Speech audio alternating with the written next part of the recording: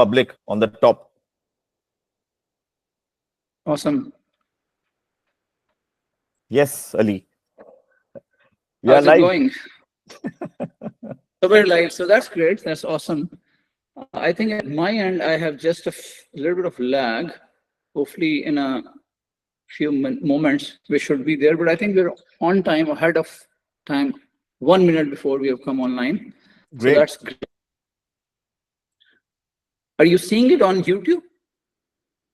No, I'm on my Google Meet platform. Good stuff. So I think there's a little bit of a delay.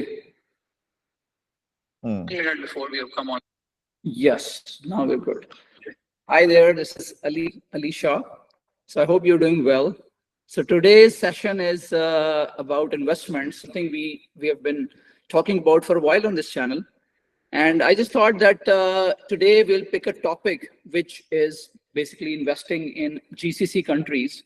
GCC countries are the countries we are basically focusing on the Middle East region. And we have got UAE, we have got Qatar, we have got Bahrain and Saudi Arabia, and we've got Oman. So we're going to discuss what are the opportunities over there, what are the challenges in those countries.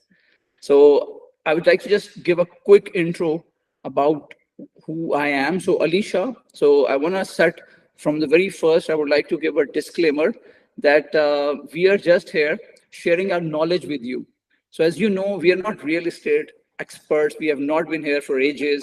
We trained and got educated in different area. So by definition, by education, we were both, Mohsin and I have been engineers. And then we've been through different series of episodes in our careers where we were in corporate sector in different countries, spent some time in Pakistan, then in Middle East, in the UAE, and then in the UK. After that, we have similar paths that we both went on to become entrepreneurs, and we set up our businesses. And the way we set up our businesses is quite global in nature. And I just want to give this disclaimer that one of my businesses is real estate construction, and that's focused on the construction in Pakistan. That's based on my experience that I did some investments, got some good return, and I thought of doubling down on it. And that's why I created that company, which does projects now in Pakistan. So far we have done a commercial construction project near Islamabad in Faisal Hills. We have also done houses. We have constructed houses in Islamabad, and then we have done a beautiful resort called Brook in Skardu. So this is my experience. And then in the UK, I've done some investments in real estate. I've never done investments in the Middle East myself. I like to observe the market over there, and I would like to explore the market. Even a couple of years back, I was in Dubai. I was seriously exploring if this is the right time to get in. So these are the kind of questions that I would like to discuss today with Mohsin. And Mohsin brings in a lot of knowledge and expertise, a lot of telecom background, telecom knowledge. And then along the way, telecom entrepreneurship bug also bit him, and he went off the beaten track and established his own path. And he also kind of got a firm grip, understanding.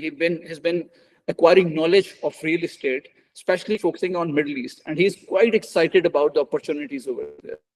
A month ago, when I was in the UK, we had a chance meeting and we had a small brief discussion, which I also uploaded on the channel as well, discussing the opportunities.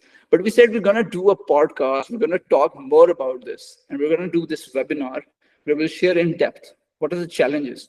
I told him I'm going to play devil's advocate. I'm going to ask you key questions. We advertise this on LinkedIn and we've got very good response. I hope many people should be able to join today's session. Almost 300 people kind of said we're going to attend this event. So looking forward to that. It's going to be quite exciting. And Mohsin, how are you doing? How's it going? I'm great. And first of all, I would like to appreciate what a wonderful introduction you have done over here. I mean, briefly, you have touched all these, very important points. I think a lot of things being clear now. And I'm doing great. And thank you so much for inviting me to this platform and taking this initiative. Because, as you mentioned, we are students. We're just trying to learn. and whatever we learn, we share.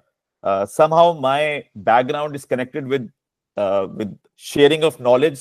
I would say 24 years ago, when Zambil was started, the first telecom engineering platform who was supposed to share knowledge with the larger telecom community. So I'm a big fan of knowledge, and I understand that knowledge is not complete unless and it's been shared and it's been polished. Or as you mentioned that you're gonna be a devil's advocate. Wow, it's not a devil's advocate. I think you're gonna add a lot of value to my thinking process, and this is what I'm so excited about. So yeah, I'm very happy. Awesome. Where are you currently, Mohsin? Where are you right now? Right, okay, you see Sultan Qaboos Mosque in my background, but I am physically not there. I am based in UK. My family lives over here. My mother and my brother and sister, they are still in Pakistan, so I frequently travel back to Pakistan. I've got some businesses running in Pakistan. Plus, my recent interest in the GCC for last, I would say, 6 years, 2018, it's all kicked off. So yeah, here I am. But if you ask me right now, mentally, I think I'm somewhere exploring Dubai, Sharjah, Oman, Saudi Arabia.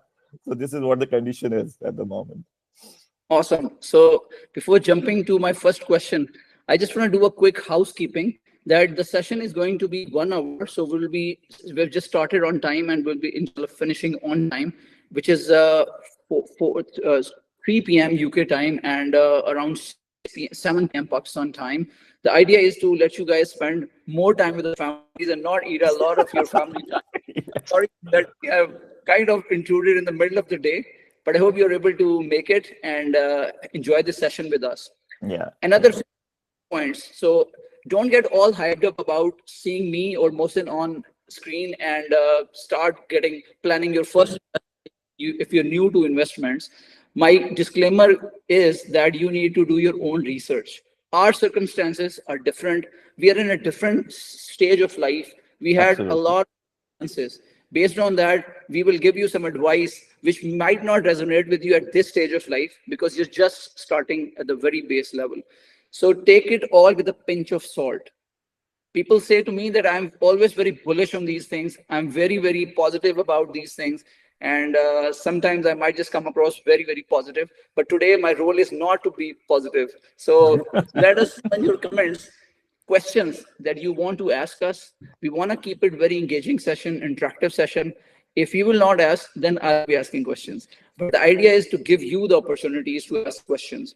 So that's basically the rule of the game. And if you think that, yes, we have added some value, clarifying some in the questions that you had, so let us know in the feedback in the comment section. Do us a like, also share on LinkedIn how the session went so that we can plan something in the future as well. The idea is to share knowledge. The idea is not to sell somebody's specific project or somebody's specific children. The idea is to give you open-minded, honest advice about how you should do the investments, and we'll just share some ideas here. Thank you very much for joining again. So Mohsin, let's get started. So your journey has been, you're quite excited about Middle East and you're quite excited about the opportunities over there. So we are going to talk specifically about the real estate aspect because there are other ways you can invest as well in stocks or in different ways, crypto and all. But right now we're focusing on real estate, and that is also of the GCC countries. So what is the opportunity that you see over there? If you can briefly let me know about, share that with me, please. Right. Okay. I think the opportunity comes when there is a need which comes. So GCC countries are in a need of diversification. And previously, oil was their biggest source of revenue. But in the future, they are seeing that that revenue will not going to be significant in coming years. I think we're all seeing the push of sustainable energies, solar panels, EVs, stuff like that. So obviously, if we will move to that segment of the energy, then the people who are relying on that segment, they need to come up with some new ways of earning their bread. And I think this is the genuine need of the GCC countries for the diversification. And for diversification means that, okay, there won't be any one sector which they will be focusing on. As you said, obviously, they are focusing on bringing AI people to their country. They are bringing people from the real estate sector all across the world to come and build their real estate. Number three, they are diversifying their the tourism sector. So they are making it very attractive for the people to come and enjoy that place. So they are diversifying in all the segments. And one of the significant segment is obviously the real estate, because that especially if I talk about Saudi Arabia, although Saudi Arabia is one of the largest country in GCC and one of the most richest country in the world as well. But in terms of the infrastructure is not very well done in last X number of years. So they are building that infrastructure not for their own people, but because they're expecting the people would come. So the opportunity is from the need, and that is the real opportunity. Because if it comes from the want, that I want you to come to my country, I want you to do this, I want you to do that, and what is the future of that want? Tomorrow I will not like you, and I will say, oh, bye, because I don't want you to be here. So I think the world runs around or goes around need. So why I'm sitting over here in UK, and why you came to UK, because of the telecom. Telecom was growing significantly, and they wanted to have professional people working in the telecom sector, and they hired us from all these different countries, and they brought us over here. And I'm talking about back in 1999, I came to UK. So I was here because of their need. And the similar thing happening in GCC. So this is what the opportunity is. Excellent. And what makes you qualified to say all of this? Have you recently visited Middle East? What have you seen over? Yeah, what a wonderful question. Okay, my first tenure in I think in Middle East was 2012, when I opened my digital marketing agency back in Dubai. And then I grew it in Qatar, in Bahrain, and in Oman. So all these 4 places I've been working for last 12 years. And obviously, when you work somewhere, you assume that, oh, you know about these people, you know about their culture, you know about the religion, you know how they run. But what happened in 2017, my father died. And after his death, because I was the eldest son, I got to know a lot about his will, because in his will there was a lot of properties, real estate investments.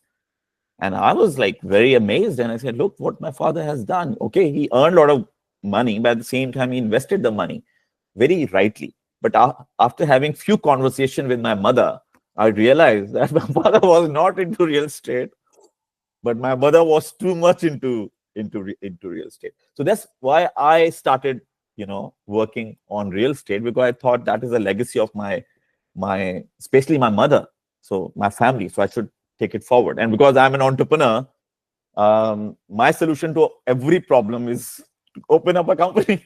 So I started a company in 2000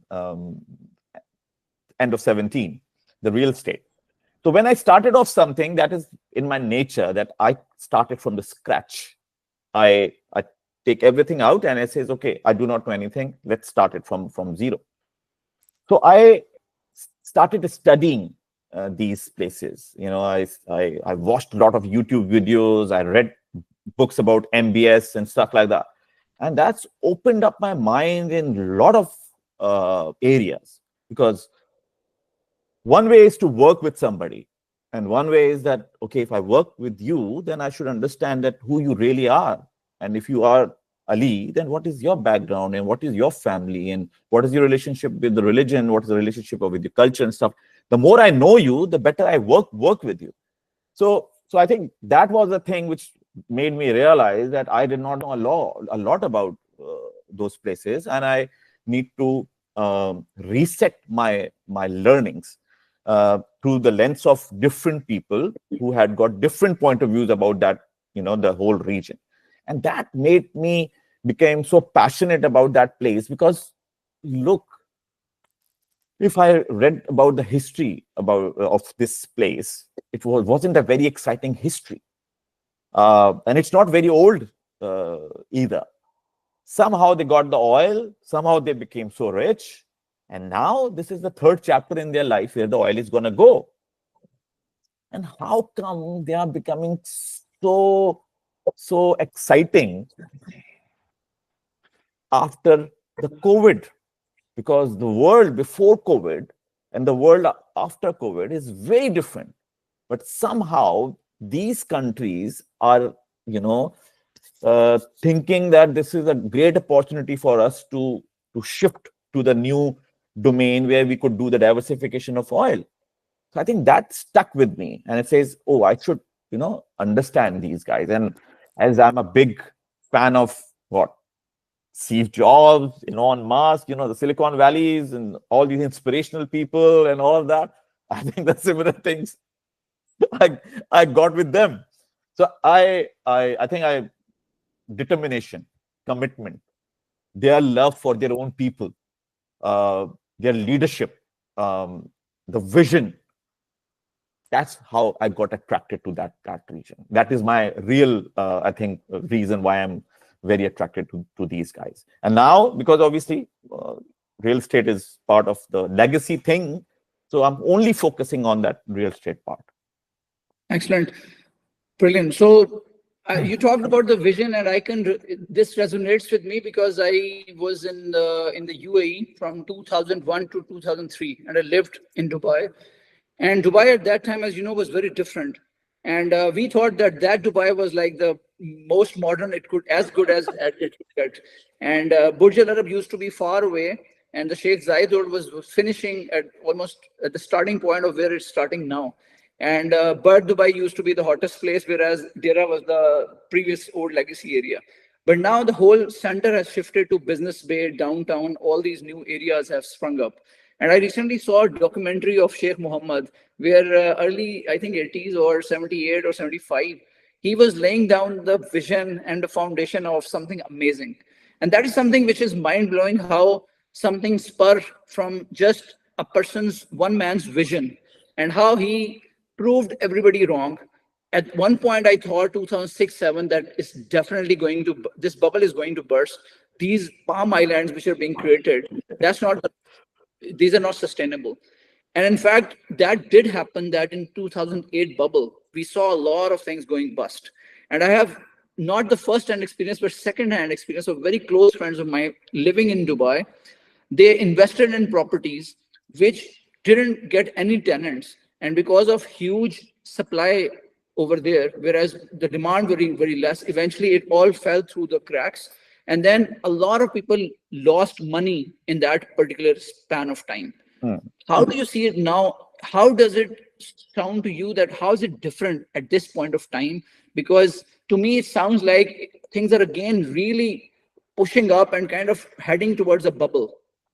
Yeah, it's a $1 trillion question, by the way, because the first thing I encounter whenever I talk about this place is that, oh, that crash.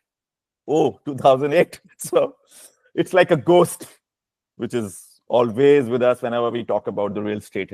Yeah. And I think it's not the ghost, it's asset. Because countries, what are the countries? They are not the bricks, and they're not the walls or the windows or the roads or the cars or the flashy things. They're people, right? So people makes the country. And remember, Dubai is a very, very young place. And Sheikh Mohammed took his first initiative by opening up the real estate for the foreigners ever in the GCC country back in 2000. First step. So Ali, if I ask you that when you went into entrepreneurship, what was your first failure? Would you call it still a failure? I think if I look at my failures, thousands There's a big list of failures, of failing people, failing your own self, failing in front of your family, failing in front of your dear friends, failing the clients, and still doing it. So, people, they start off, they make a lot of mistakes, they learn from those mistakes, and they move forward. The strength of Dubai comes from going down and then up, and then go down and then up. Because if Dubai would have gotten got bitten by such a huge, you know, what uh, trust deficit in 2008, why the world is still believing in Dubai? And right now, I would like to add one more thing. I should stop calling it Dubai. I should start calling it UAE now. Because during my last trip, I went to see Dubai. I saw UAE. I saw Abu Dhabi. I saw Sharjah. I saw Ras Al Khaimah. I saw Al Quwan. So this is the first time in the history of Dubai that Dubai is not alone anymore. So I take it as a very, very human approach that when you start off, you fall, and then you again stand up, and then you fall, and you again stand up. And you are asking me that why it is different? It is different because Dubai is the only country who had got such a great failures 2 times, right? And the whole world knows about it. The whole world knows about it because whatever they do, either good or bad, the whole world knows about it, right? Remember the rains a few months ago? Oh God, everybody was sharing their videos and look at the roads and stuff. The whole world knew about those wrong. At the same time, everybody knows that what Dubai vision is for 2040. So why it is different? I think because they have learned from the failures. Plus, I think they have got an acute eye on whatever the situation is in the world. And when they are looking at the world and they are saying that why somebody would like to keep living in any country which is not giving them what they really deserve. I'm using the word deserve. Okay, US used to do it. US has done it brilliantly in last 30, 40 years. World's finest brains from IITs of India, NADs of Pakistan, UETs of Lahore, or wherever, they're all sitting in US and they are having a wonderful life because this is what they deserve. And this is what US is giving them. The same formula which Dubai is following, that look at the world, look at what type of people there are. Either they are rich people or they are very skillful people, very smart people. So where should they stay? So if they would like to enjoy whatever they deserve, I'm another option. And somehow, I think COVID has become the biggest success for Dubai. So I think COVID is playing a significant role. The world economies is playing a significant role. Plus, the experience of Dubai in last 2 decades is playing a significant role in terms of whatever they're going to do in coming 15 to 16 years. Great. So you talked about the crisis, like the rains had hit them, but there are also other things that keep on happening, which keep on changing our perception. For example, I think if we keep focusing on Dubai and UAE for the time being, Sure. I kind of see this, that the way the money is coming in now, the way I see why it's different from last times is that you've got solid money coming in, like Russians, as a result of Russia-Ukraine war. People are coming in from those countries with cash in their hands, and they're buying properties and they're planning to live over there. Whereas the other thing that's happening, to make it more livable, they're giving visas to different categories. We see that there are entrepreneur categories, there are content creators are being given visas. If you are, a friend of mine is head of computer engineering in one of the universities in Dubai, and since he's been working on artificial intelligence, the one of the ministries, I think Foreign Affairs, they visited the university for some reason, and they asked them, who are the professors or the faculty members? Have you got the 5 years or 10 years golden visa? They said, none of us have got it. And they say, okay, send your papers in. And they got it like 3-4 days. They got the visa. And that is how amazing they have become. They see content creators in a conference. A content creator told me that he is not a big one. He's like only 100,000 followers. And he met somebody from the ministry in an event in Dubai.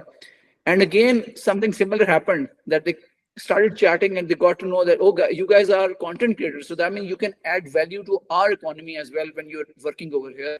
So they got a content visa, I mean, the visa, golden visa, very easily as well. So I think these are the enabling factors.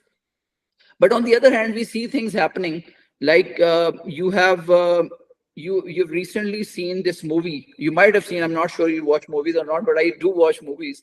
There's a movie that has come that has changed the perception of Middle East. It has come out of India, Life of Goats, or The Goat Life, I think. And they have portrayed Saudi Arabia as some place which is very cruel. So there's a person who comes in, spends time. As soon as he lands at the airport, he gets abducted, and he's taken to the desert. He spends life miserably over there, and he manages to escape barely. He was about to get killed along the way as well. But that's a tragic story. But that is kind of a spin. I mean, when people see, everything is media war these days. So when you see these things happening, what is your perspective? Does this resonate with you as well, that these are the kind of persecutions that you see in Middle East as of now? Okay, I'm not going to talk about the past, right? I'm going to talk about the future over here. And I think because of the oil money, they were in control. They had got the power. So the kings of the world, whoever they are, so they want to do whatever they want to do, right? But now the tables are turning. Oil is going away. Imagine Dubai 30 years ago. Imagine, even Abu Dhabi 30 years ago, or Sharjah 30 years ago. So they were very different people.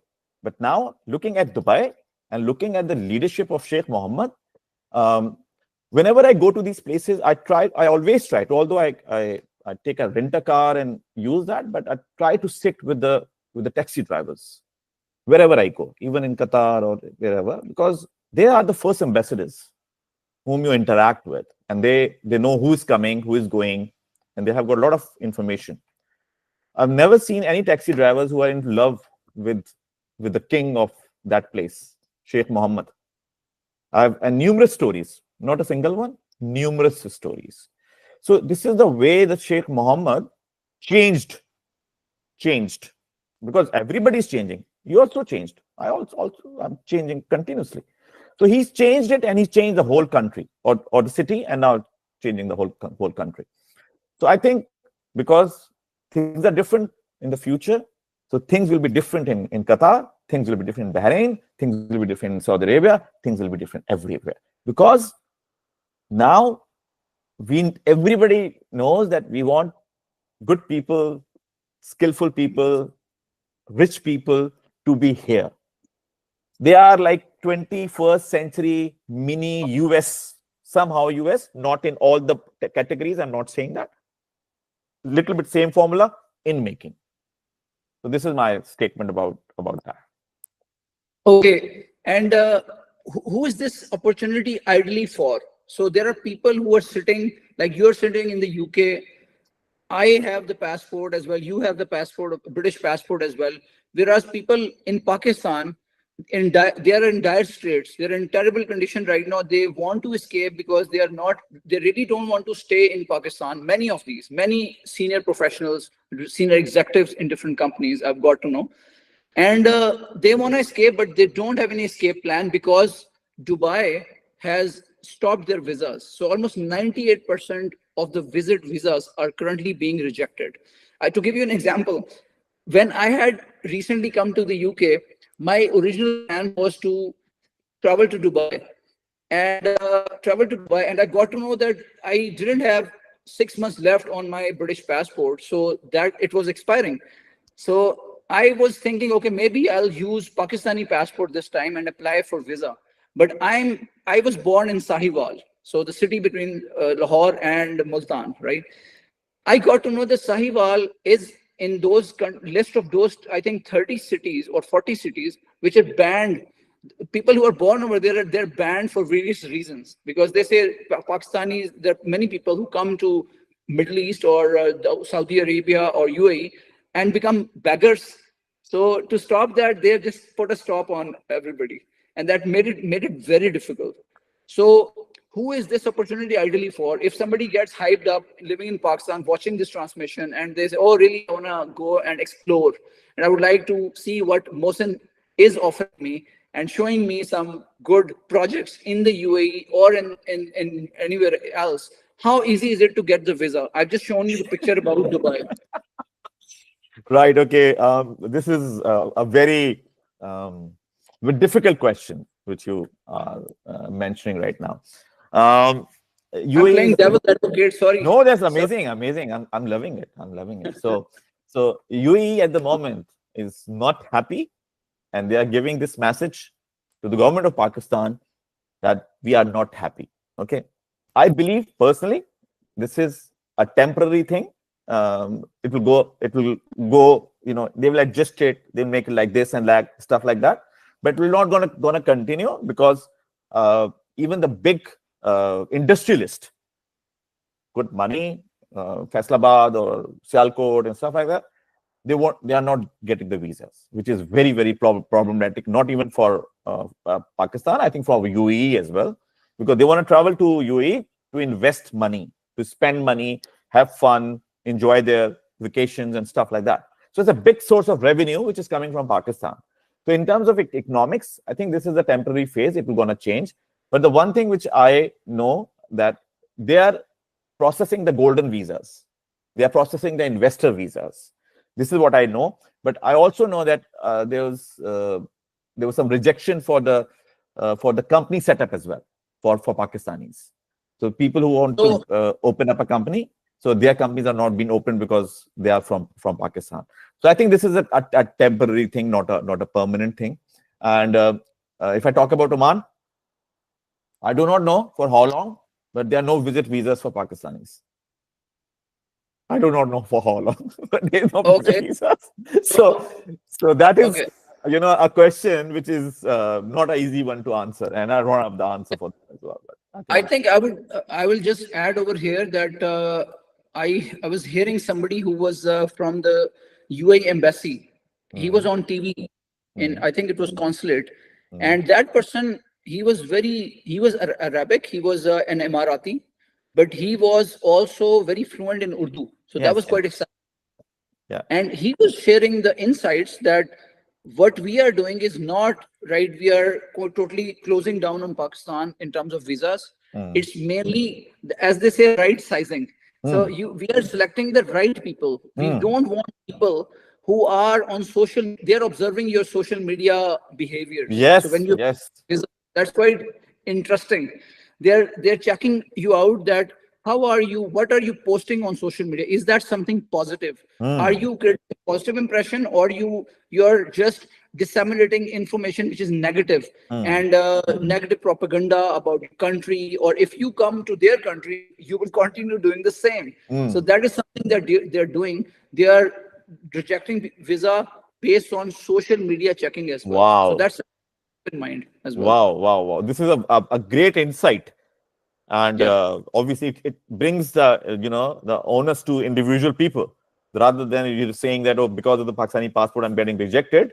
I mean, whatever you're doing, in social media, it remains there, and they are checking it. So I'm not surprised that that this thing is happening. I think. Thank you so much for raising that. Most welcome. So now we have got questions from the audience as well. So that's a good start. We've got Farhan, and I like his name. His name is Geared to Grow. That's good, Farhan. Thank you for the question. Is there anything for professionals in GCC who don't have any savings? So what do you say about that? Good question. Okay. GCC, because it has got a lot of variety, you're talking about UAE, you're talking about Oman, you're talking about Qatar, you've got all these different countries. So I will specifically talk about 3 places. One is Oman, second is UAE, and the third is obviously Saudi Arabia. I'm not going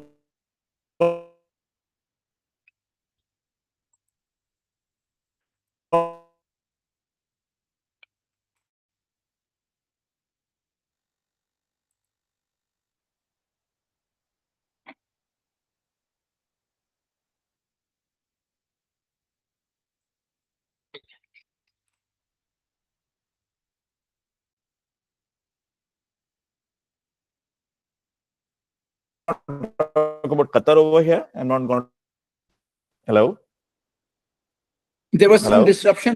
Please Yes. continue.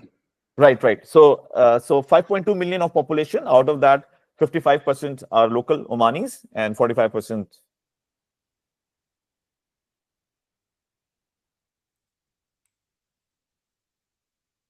Please continue.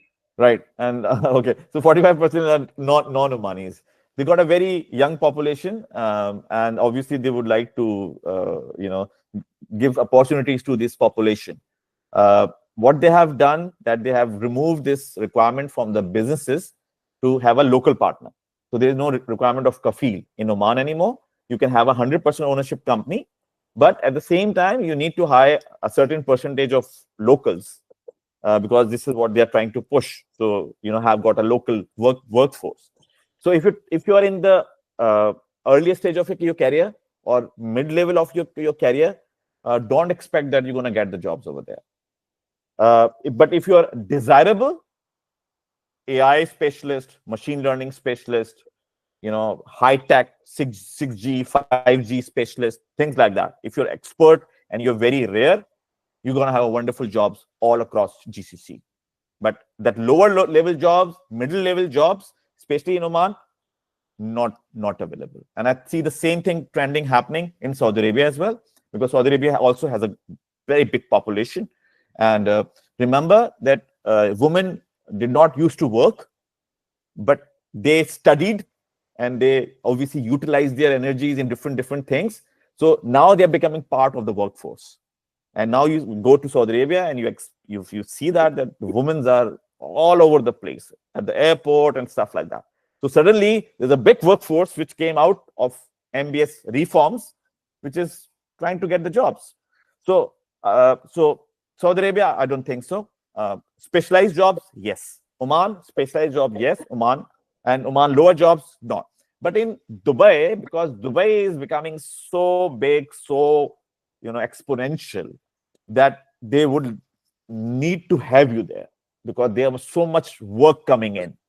And so if you are targeting middle level, I think you should target Dubai, even in Sharjah and stuff, because they don't have a big population to cater. Same thing in Qatar. So this is what I think the situation is. Good. The second question from Farhan is, why even apply when most visa applications from Pakistan are being rejected? I think it's not necessarily true for the whole GCC countries space. It's we talked about UAE, we talked about briefly about Dubai, but I have heard other Emirates, people are saying apply through Sharjah, apply through Abu Dhabi, you might have more chances. But what's your take, Mohsin? How about the other countries? I think you mentioned about Oman. How about Saudi Arabia, Bahrain, other countries? Are they giving visas to Pakistanis for visit? Well, I'm not aware about that. I think Saudi Arabia is right now quite flexible in terms of giving the visas, because they have got such a big economy and they would like to bring as many people as possible. But Omani situation has always been different. They are giving investors visas to Pakistanis. They're giving these business setup visas to Pakistanis, but visit visas is all, I don't remember, but is being banned for quite some time. Qatar is on and off. I think they opened up when there was a blockade happened for Pakistanis on arrival, and then the certain things happened, and then they said that, oh, you need to have got certain criteria. So these things are keep on changing. So I think they need to contact the consulate or their travel agent in order to keep themselves updated that what actually this thing is happening.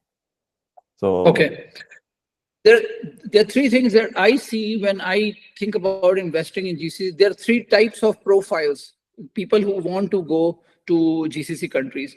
One are those who have got a lot of money in their pockets. Like we talked about the Russians coming in with a bag of money and buying properties in UAE, Dubai.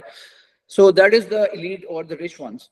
Then you've got the second ones, the working class, who are working in various countries, maybe in Pakistan or maybe in the anywhere in the other countries in the GCC, but they do not have any.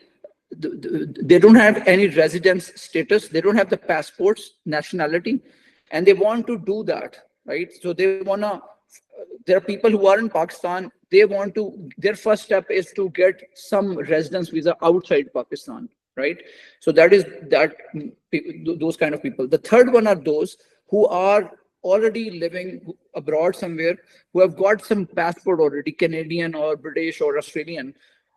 Tell me briefly what is the opportunity for each one of these classes, and where does this best opportunity lie? Is this in Oman? Is this in Bahrain? Maybe start with one particular country. right. I would talk about the third one first, and second and first. I think you need to repeat the first question. I think I forgot it because there were three. Okay, so the people are having Australian passports. The people who are having, US passports and UK passport. I think one of the thing is the tax. The tax advantage is literally quite a lot. Number one. The second thing is certain markets have reached to their peaks, and they should have invested in those markets. If you're in Australia or few years back, 2020, stuff like that, or maybe back. So the opportunity, right? So taxes, opportunity. The third thing is that saying, come live with us, not only invest, come and live with us. So the environment with respect to Australia, with respect to US, very different. It's a best of both worlds, right? Okay, you would like to live with your other fellows, Pakistani friends and Indian friends, and would to have a flavor of little Pakistan or India, in GCC. At the same time, you would like to have the structures of the Western world. So I think it's a best of both worlds in that part of things. I think the fourth one is the proximity, distance. So you can call your parents rather than they would go to Australia, because when I remember that whenever I used to call my parents, they only stayed with me for 3 months. And I always tell them, oh, please, why you're not staying more and stuff? They don't want to stay in these Western countries because they would like to live with their own people. Khala, Mamu, Chacha, Shadiyan, they have got their own life, which they do not find in UK or US and stuff. So you can have your parents, very close to you. Plus all those religious things happening, Eid, Bakrid, Muharram, everything, which is, again, a blessing that if you are there. So there are few reasons for these passport holders to, invest there. Plus, I think one more thing, which is pretty understandable, that there are so few people who are like little bit aged, let's say 55 years or 54 years, and now they started thinking about their retirement. And they enjoyed their life in Pakistan, enjoyed their life in Australia, Canada, whatever, but they just said, that's it. I'm not gonna live my retirement life in Canada because it's so cold and it's so dry and I don't have people. So they are also thinking about moving to these places to enjoy life. So another aspect. Plus, one more I would like to add, LGBT push. I think this is another factor where it's difficult to raise your young kids in that kind of environment. So few people are saying that, oh, I think we should bring or move our kids from these places to places where, we have got stability, good quality of life, residencies, investments, at the same time, Islamic culture, all of that. So for them, I think these are the few points which they would relate to. The second part is, as you mentioned, Pakistanis, they don't have a passport, but they're looking at investing in different countries in order to make sure that whatever they invest in, the value will not go down in terms of the currency devaluation. Plus, they would like to, they would not like to pay taxes. Again, taxes, I think, is a common thing. And plus, in the future, if they would like to go as a backup, that, oh, I'm happy with whatever happening in Pakistan, and I have got little money, I'll invest in Dubai, whatever, but I will not move. I only move the money. In the future, if there is a requirement, then I should move as well. So as a backup option of these, because if you, for example, Oman is probably the cheapest in terms of the residency. In 300,000 dirhams, they are offering you lifetime residencies. That is the cheapest in the whole of GCC. Dubai starts from 750,000 dirhams. Saudi Arabia is 4 million Saudi Riyal, $1.1 million. So if people don't have that much money where they can invest in Saudi Arabia or in Dubai, they can invest in Oman. So these are for the second people. What was the first one? Sorry, I forgot. The super rich people, the people like yourself who are no way. who want to live in a safe haven. Right. I think, when you're seeing the trend, and there's a lot of media out there which is telling everybody that millionaires after the COVID are moving away from all these established economies. So they are moving away from, from UK, from US, Canada, Australia, and all these places. And they are going to those places which they think that those economies have done really well after COVID. So as I mentioned earlier on, everybody needs to understand it pre-COVID and post-COVID. At least in our lifetime, this is one of the biggest event happening. Never experienced such a big change in our entire life, right?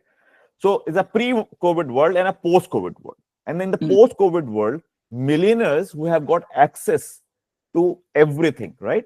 So they have got resources to research Singapore, research London, research Dubai, research Riyadh. They have done that, right? Because they have got resources to get the research done.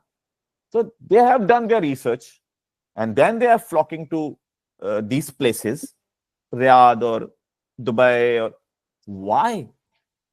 And why they are not seeing that these countries probably will gonna crash? Because when you look at these countries, you should look at it from the third eye point of view, right? What is the third person saying? In our case, I think the third person is IMF, Arabian Monetary Fund, S&P, Fitch, Moody, JP Morgan, Goldman Sachs. When you look at all of their data, they are pretty happy with the whole of GCC. And I just would like to quote one prediction. This market, the GCC market, real estate only, will gonna become $34.3 trillion by 2030. This is not what I am saying and you are saying, or Dubai Sheikh is saying, or MBS is saying. No, IMF wants people. Okay, this is what our assumption is. IMF wants countries to, to not to do really well because they aren't interested in those. Right? Good stuff. So, right. So I've got another question from the audience. Dawar Malik. Dawar is asking how banks are assisting foreign investors in UAE. Right. Okay.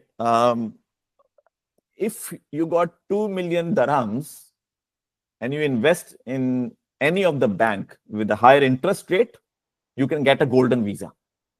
So you probably heard about golden visa, and you say that you need to buy a property of 2 million dirhams to get the golden visa. This is how the banks are assisting in UAE. If you give them 2 million dirhams, they get you a golden visa. The second thing is, if you got a property or if you are planning to buy a property and you have done a down payment, for example, of 10%, you can open a account over there, right? Even the third thing is, even they are offering offshore accounts as well.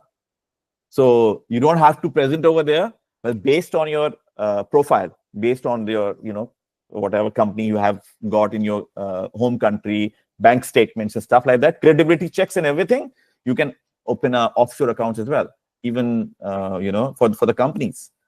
So this is how they are assisting it. And I'm not saying that they are as in terms of customer service, because when I was in UAE, I visited, I think, 11 or 12 banks personally, because I just wanted to get this experience. So, okay, few banks, I think one or two, they were doing exceptional service, but the rest of them, they were not. They were like, oh, we are HSBCs and we are like that. And so the customer service, I think it's not very, very brilliant, but few banks I know, especially Emirates and BD, wonderful experience with those guys, and they are the ones who open the Good. accounts. Good. Now, moving to you mentioned Oman a lot, so let me ask you a few questions about that. When we last met in London, you mentioned that you visited Oman and you took a few people with you as well from Pakistan who were interested. Tell me more about it. How do you take people over there, and why a person like me, if I am thinking about investing, and what is it that you offer me? So how do you know those people who are doing projects in Oman? What is their credibility? What is the surety that my money is safe? If you give me advice, invest with these guys, how am I sure about it that there are so many scams out there? No, I think it's a $1 million question. Even when 2008 crash happened, Nakheel, the company of Dubai Sheikh, gone busted, right? So it affects everybody. I think same goes to Oman, and there is 100%. There is no surety, but based on who is doing it, what is their previous portfolio, what people are talking about, visiting their existing projects, looking at the quality, talking to different people. The normal due diligence process. Whenever you give money to anybody, this is what you need to do, because this is like a standard process. So I think same goes to Oman. Why Oman is a little different as compared to the rest of the GCC, I would highlight that. First of all, my experience with Oman is for last 12, 13 years. So I'm not new to Oman. If I just combine my period, probably in total 2 years in patches, I've spent in Oman. 2 months, 3 months, 2 weeks, stuff like that in last 12 years. So that's how much I know about that place. And the one thing which I also know about it is that the people are very nice, very humble, very nice, very down to earth, and in some cases, very naive as well. So, and I visited few places in the world. I don't, met people like Omanis anywhere else in the world, at that level. The second thing is, now they need us. When they need us, they need to make sure that we are happy. If you're not happy, we will not go to Oman and invest our money in Oman. We'll go to Dubai and invest our money over there. So they know that they have a lot of competition, and they know that they need to be very friendly in order to do it. Okay. The third thing is, Oman is a very stable 17, I think 44, more than 200 years, since more than 200 years, same family is ruling. Same family. This is the ninth generation. Isn't that a dictatorship? Well, end of the day, it doesn't matter if it is a dictatorship or democracy. End of the day, it matters what value as a normal person you're getting out of that. So personally, if you ask me, I think these are all churans to control people, either democracies and stuff like that. This is all churans. I'm in love with Sheikh Mohammed, and if he's a dictator, I want to have these dictators all across the world too, because he's super, super good for his own people, and not for his own people. Our taxi drivers, right? So he's good for the taxi drivers who don't have any connection with that. Anyway, that is another topic we can discuss about it. But so Oman has been like stability point of view, ninth generation, no political upside, downside, whatever, same family, very stable and not super excited. Dubai is super excited. You go to Dubai and you always feel like you're not gonna catch up with those guys, because yes, even the government itself, it's inspirational for the private companies. That is, I think, only country in the world, city in the world, who are far ahead from the private companies.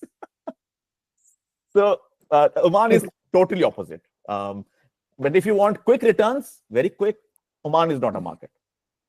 Okay, so that's what I was going to ask you about returns. That we talked about budget destinations, like Oman is good for budget investment. Yeah, little money is needed to invest there.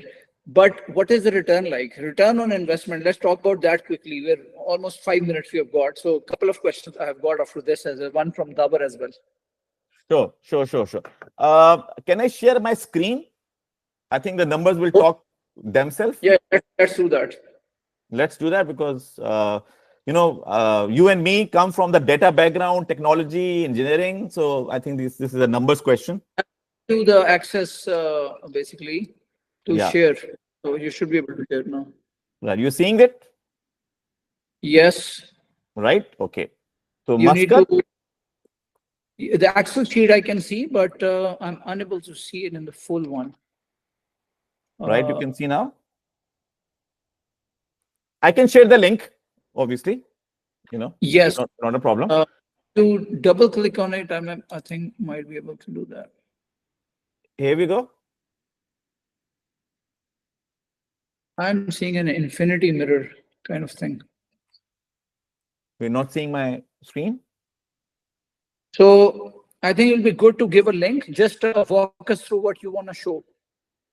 Okay. Let me stop screen sharing, and I'll share now an entire screen.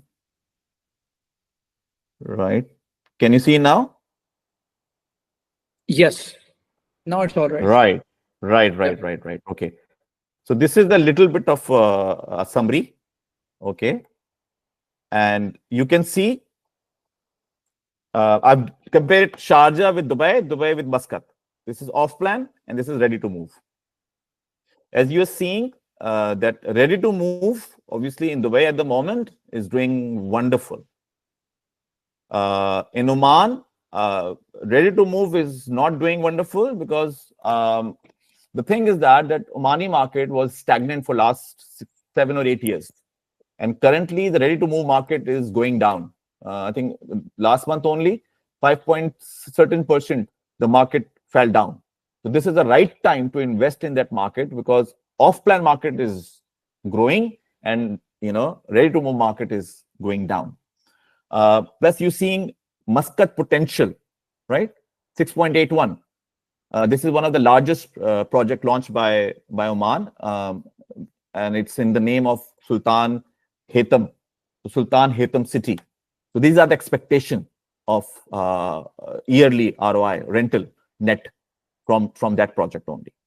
So Oman is a good market to invest in terms of even rental yield, but you have to wait a couple of years in order to do that. Good stuff. So I think that, and even I would add one more thing. Even Sharjah is a wonderful market to look at. We can have another session on Sharjah sometime, but even Sharjah as well, because the numbers are very attractive at the moment. I went through Sharjah airport last time coming back from the UK, and I was really amazed by the quality. It just looked like any world-class airport with very good lounge facilities. So that was incredible. $327 million upgrade is happening by 2027. They are upgrading the airport. So Dawar asked similar question: where is it a good opportunity to invest, either in Saudi Arabia or in UAE or in Oman? So I think you have given an example. Good. I would add one thing about Saudi Arabia. We got a big telecom network in Saudi Arabia, a lot of contacts over there. I'm just waiting for those people who are living in Saudi Arabia for last 15 to 20 years, 20 years, And they will tell me, Mohsin bhai, I've just bought an off-plan studio. Please come and invest. Then I will come to you and say, oh, this is the right time to invest. Because those are my people who know that place really well, because they've been living there for the last 10, 15 years, and they would like to save their rent, and they would like to do some investment over there. So once let the local investors, local expat investors become comfortable with the investment, and then the time will come for Saudi Arabia. I think Saudi Arabia has got little time in order to restructure the whole real estate, plus laws, plus digitalization. Even when I was researching Saudi Arabia, there were a lot of real estate websites, Arabic only. When I talk to these people on WhatsApp, they're still living in old Saudi Arabia. They're not living in new Saudi Arabia, because if they would been living in new Saudi Arabia, their response time would have been like Dubai only. Because once you give a message to anybody in Dubai, he is on your head. So I think Saudi Arabia, you have to wait till the local expat people start investing. Right now, the time is, I think, good for Sharjah, good for even for Dubai. Dubai boat hasn't left. We can have another discussion on that, why it's not hasn't left. Plus Oman. These are the three places which are very economical. Plus, they will have got a lot of potential in order to grow your money in coming years. Good stuff. I think that's pretty good. My last question is about the situation unfolding in Middle East, the peace situation, the conflict between Israel and Iran. And unfortunately, Israel struck Lebanon last week, couple of weeks. They've been doing that, and more than 1,400, 1,500 people have died as a result of that, including more than 100 children. So that's really unfortunate. Friday, they also struck Hassan Nasrallah and martyred him as well. So that's terrible news. How is it, the way it's unfolding, do you think it's going to impact these relatively moderate or the ones which are progressive emirates like Oman or Saudi Arabia or Emirates? They all have they have taken some sides. So is there any impact? I'm talking about when we invest somewhere, we want to see what happens to the geographical situation. So there are technical analysis required, but then there are fundamentals. So how do you see the way the situation is unfolding? Right. Okay. I'm going to talk about two countries here, Oman and UAE only. I'm not going to talk about the rest of the countries, because I'm just talking about investing in these two countries. Okay. UAE, February 2024. Dubai is out of FATF. Okay. Dubai or UAE did it because they tied up with US, accepted Israel, and because there's a lot of investment of Israel in Dubai, huge investment of Israel over there. So they are trying to neutralize with everybody, because during my last trip, I realized UAE is all about business now. Very, very much business. And their focus is so clear that there are casinos there. So Dubai is going to have 3 casinos. Ras Al Khaimah will have got 1 casino. And even there's a news, I'm not sure, there's a news out there. Abu Dhabi might have got another casinos there. So when you're talking about casinos and stuff like that, that shows that they're only talking about money and they're only talking about business. So they are they're becoming, probably they were not very neutral at that earlier time, but now I think their focus is to become extremely neutral. I think that's how they are managing their political angle with all these countries, right? This is one of the things. The second thing is Oman. Oman has always been very neutral. Oman is the most neutral country in the entire world. They don't know how to fight. And when you go and meet their people, you realize that they don't understand fighting. Because they don't fight. They are not aggressive people. They're very humble. Say, I'm really sorry you're talking to me. I hope, I'm talking good English. Oh, I'm really sorry that I'm not talking in good English to you. It is very inconvenient to you that, you're hearing my bad English. This kind of statements which I hear in Oman. So Oman has got a very, very neutral position. And Yemen is the border of Oman, right? Yemen is on a totally opposite track, and Oman is on a totally opposite track. And why did they manage to do it? Because of the the policies of late Sultan Qaboos. Uh, the true statement who removed, resolved, a lot of conflicts in the conflict region, which is full of conflict. So this neutral approach is the only approach where you can not have these things happening in your own country. Because if you go and take sides somewhere, obviously it will come back to you. I'll take the example of Turkey. Turkey started taking sides. Reason being, Turkey is becoming very, unstable, unsecure as well. I studied in Cyprus. My wife always used to tell me that, oh, why did we not go to Turkey? And you always talk about Cyprus. So I took her to Turkey in 2016. And you know what happened next day? Istanbul. A bomb blast happened in Istanbul, 2016. So when you are like into these sites and stuff and all of that, it will come to you in your home country. But these two places, I think they are becoming extremely neutral, business oriented, and they are saying that this is what we want to do. Whether people like it, whether they don't like it, we are like that only. And I think Saudi Arabia is probably on the same track. This is what my analysis is.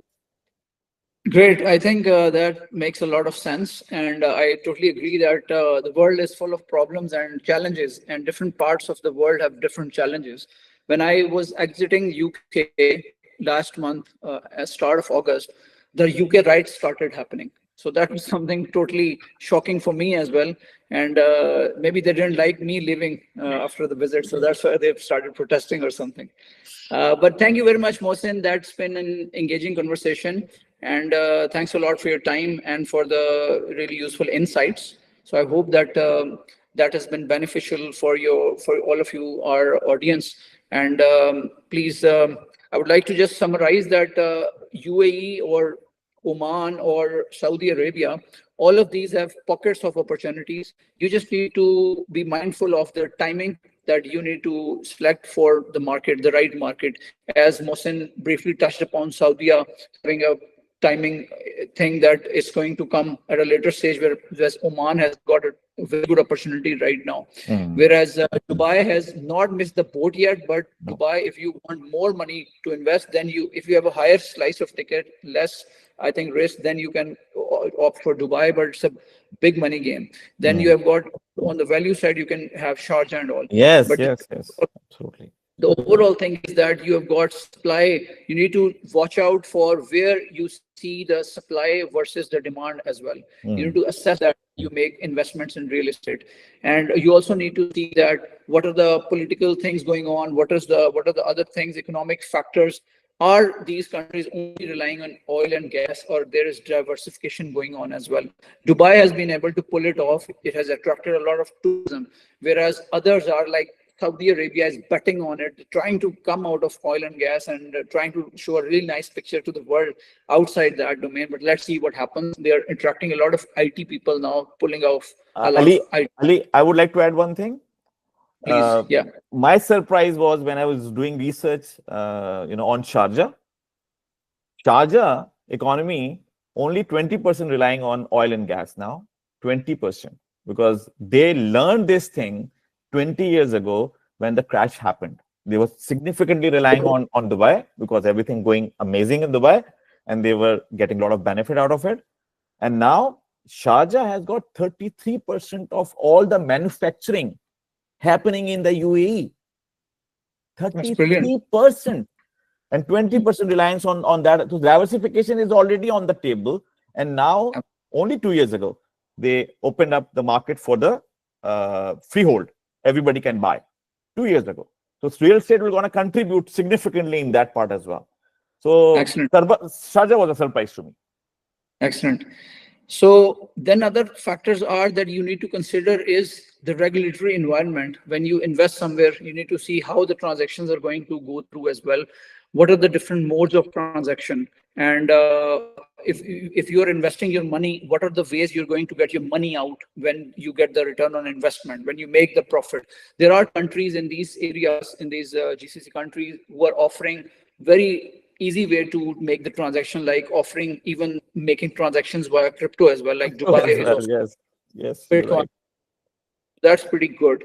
And then you also need to see that the cultural and economic barriers, as Mohsin rightly pointed out, that in the world, Western world, there's a lot of thing going on about cultural diversity and inclusion, whereas the opposite thing needs to be considered by the Muslims, or if you, for some reason, are not really into that and you want to have your children protected from such a very freedom, a lot of freedom, which is not up for you to take it, and something which is not your cup of tea, and you would like to move to lesser, countries with lesser exposure. So I think that is where GCC adds a lot of value. So Mm. I believe these are the factors that you need to keep in mind. Last but not the least, always make up your mind by visiting the place that you want to invest, and that is where Mohsin comes in. As I mentioned briefly, that recently, a couple of months ago, he was in Oman and in UAE. He took a few friends who were interested in investment, and they saw it with all of it with their own eyes. So that is what you need to do. If you're interested, I strongly recommend spend a little bit of money over there. Spending $200,000 or that much amount for the travel and the accommodation won't hurt you if you are going to make decisions of hundreds of thousands of pounds or hundreds Mm. of thousands of dollars, or almost 1 crore or 2 crore rupees or Pakistani rupees.